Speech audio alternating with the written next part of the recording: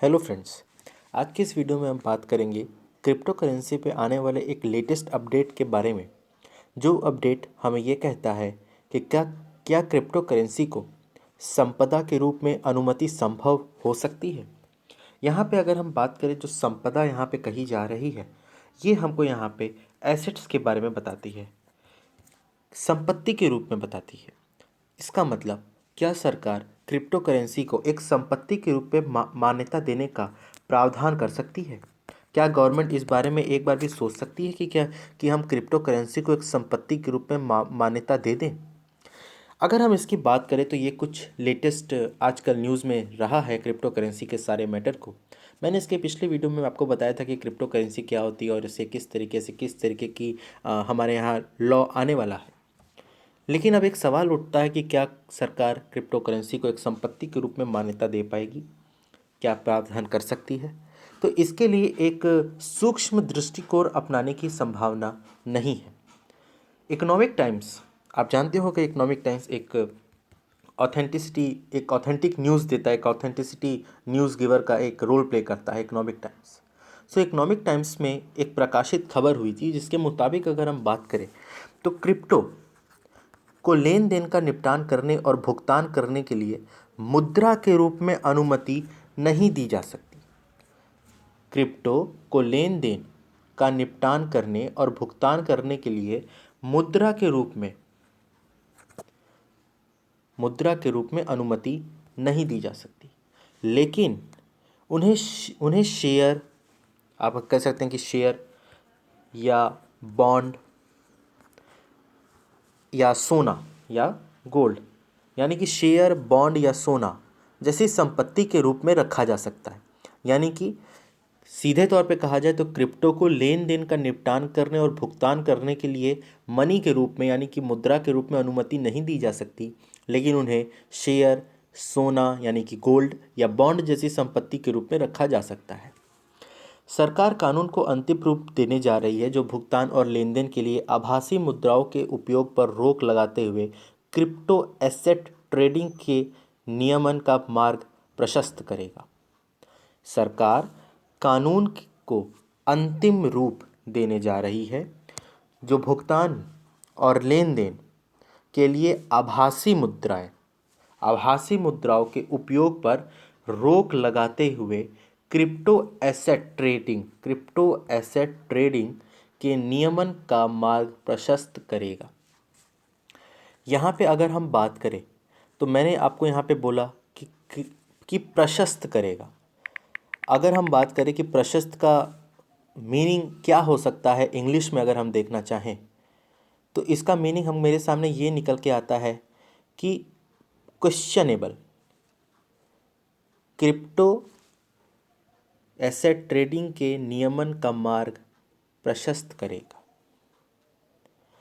अगर हम बात करें लेटेस्ट खबरों के हिसाब से जो कि न्यूज़पेपर में आई थी, उसमें साफ साफ ये लिखा था कि क्रिप्टो को संपदा के रूप में अनुमति संभव। इसके अंतर्गत हमें यह बताया गया था कि सरकार कुछ क्रिप्टो करेंसी को संपदा यानी कि एसेट या जीन्स कमोडिटी के रूप में चलन में अनुमति दे सकती है।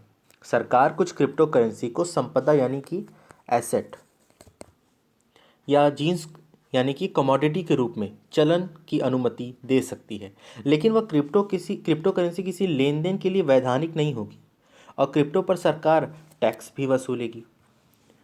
सरकार क्रिप्टो करेंसी से जुड़े बिल को अंतिम रूप दे रही है और इस पर अंतिम मुहर पीएमओ ऑफिस यानी कि प्रधानमंत्री कार्यालय की होगी।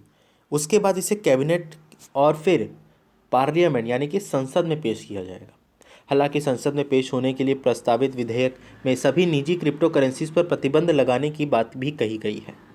यानी कि जो प्रस्तावित विधेयक है जिसको गवर्नमेंट संसद में पेश करेगी, उसमें सभी प्राइवेट क्रिप्टो करेंसीज जो हैं उन पर प्रतिबंध लगाने की बात की गई है।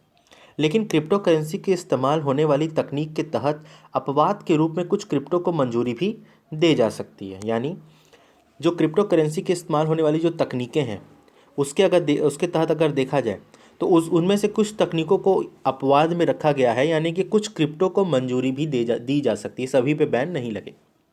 आरबीआई यानी कि रिजर्व बैंक ऑफ इंडिया ने क्रिप्टो पर पूरी तरीके से प्रतिबंध चाहता है, ये आरबीआई की नीति है। लेकिन वह वित्त मंत्रालय यानी कि फाइनेंस कमीशन क्रिप्टो को संपदा के रूप में इजाज़त देने के पक्ष में है, ताकि उसे टैक्स के दायरे में लाया जा सके। ये इंपॉर्टेंट पॉइंट आता है कि यहाँ पे उसको क्रिप्टो को टैक्स के दायरे में लाया जाएगा। और क्रिप्टो करेंसी पर प्रतिबंध की खबर से गुरुवार को क्रिप्टो करेंसी के बाज़ार में भारी गिरावट भी देखी गई। ऐसा होता है कि किसी भी चीज़ में अगर आप किसी भी प्रकार का प्रावधान या किसी भी प्रकार का चेंजेस करना चाहते हैं, तो उसका जो रिस्पेक्टेड मार्केट है उसमें गिरावट देखने को आपको मिलती है। अब भारत में अगर क्रिप्टो में निवेश करने वाले लोगों की अगर संख्या का अगर हम आकलन करें, तो उसमें से 10 करोड़, लगभग 10 से ज़्यादा करोड़, 10 करोड़ 70 लाख मान लीजिए, या लगभग मोटा मोटा तौर पे देखें तो 11 करोड़ लोग हैं। और क्रिप्टो रिसर्च से जुड़ी फर्म CRBCO के मुताबिक क्रिप्टो में भारतीयों के निवेश 10 अरब डॉलर का यहाँ मतलब हो जाता है, यानी कि करीब 75,000 करोड़ रुपए मूल्य तक पहुँच चुका है।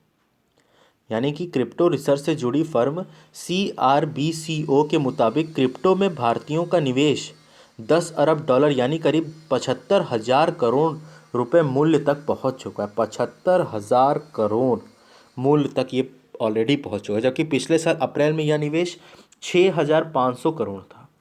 सोच लीजिए कितना बड़ा का उछाल आया है इसमें। भारत में 15 क्रिप्टो करेंसीज एक्सचेंज चल रहे हैं। मैंने इसके पिछले वीडियो में आपको बताया था कि क्रिप्टो करेंसी एक्सचेंज होते क्या हैं। और blockchain and crypto assets council यानी कि BOC, ब्लॉकचेन, बी से हो जाएगा आपका blockchain and crypto asset council यानी कि BOC ने क्रिप्टो करेंसीज के इन निवेशकों से फिलहाल हड़बड़ी से बेचने की है। यानी कि BOC ने क्रिप्टो करेंसी के इन निवेशकों से फिलहाल हड़बड़ी से बेचने की है। ये इसकी लेटेस्ट खबरें थी। अगर हम इस खबर का मूल्यांकन करें तो हमको सबसे पहले देखना पड़ेगा कि यहाँ पे आरबीआई की चिंता क्या है। आरबीआई यानी कि रिजर्व बैंक ऑफ इंडिया, इसकी क्या चिंताएं हैं। इसकी चिंताओं में मुख्य 3 पॉइंट मेरे समझ में तो आते हैं कि क्रिप्टो एक्सचेंज को कभी भी हैक किया जा सकता है, इट कैन बी हैक्ड। बैंकों के NPA जो है, नॉन परफॉर्मिंग एसेट्स, उसमें इंक्रीज हमें देखने को मिल सकती हैं, पहला पॉइंट था। दूसरा, हमें चिंता ये समझ में आ रही कि अधिक रिटर्न के लालच में निवेशक जो हैं वो क्रिप्टो की खरीदारी के लिए ऊंचे दरों पर लोन ले सकता है। अधिक रिटर्न के लालच में निवेशक क्रिप्टो की खरीदारी के लिए उच्च दरों पर लोन ले सकता है। और तीसरा मुझे समझ में आ रहा है कि क्रिप्टो की अधिक खरीदारी से विदेशी मुद्रा भंडार प्रभावित हो सकता है, यानी कि जो फॉरेन मनी जो हमारे पास पड़ा हुआ है वो काफ़ी ज़्यादा प्रभावित हो सकता है। अगर हम डेटा से बात करें तो हम यहाँ पे कह सकते हैं कि जो 54% की बात करें, 54% लोग नहीं चाहते हैं कि क्रिप्टो को कानूनी दर्जा दिया जाए। क्यों? ये कैसे पता चला? ये हमें ऐसे पता चला कि जो ऑनलाइन सर्वे करने वाली कंपनियां लोकल सर्किल्स के मुताबिक लगभग 54% लोग ऐसे हैं जो नहीं चाहते कि क्रिप्टो करेंसी को भारत में कानूनी दर्जा दिया जाए। और सर्वे के दौरान देश के 342 जिलों में रहने वाले 56,000 यानी कि 56,000 से अधिक लोगों से प्रतिक्रिया ये ली गई थी। उसमें से 54% लोग ये नहीं चाहते। और 26% लोगों ने ये कहा कि इस तरह वर्चुअल करेंसी को कानूनी दर्जा नहीं देना चाहिए। यानी कि सबसे बड़ी बात आप ये समझिए कि 54% तो लोग चाहते ही नहीं है कि ये क्रिप्टो को कानूनी दर्जा दिया जाए, और उसमें 26% लोग ऐसे हैं जिन्होंने इस तरह के वर्चुअल करेंसी को कानूनी दर्जा नहीं देना चाहिए, इस चीज़ के ये पक्ष में है। तो थोड़ा मुश्किल है समझना, थोड़ा मुश्किल है इस पे कानून को अमल करना, लेकिन ये काफ़ी ज़्यादा महत्वपूर्ण भी था। तो मैंने आपको इस टॉपिक के बारे में थोड़ी सी जानकारी दे दी कि क्रिप्टो को संपदा के रूप में अनुमति संभव किस प्रकार से है, किस प्रकार से नहीं है।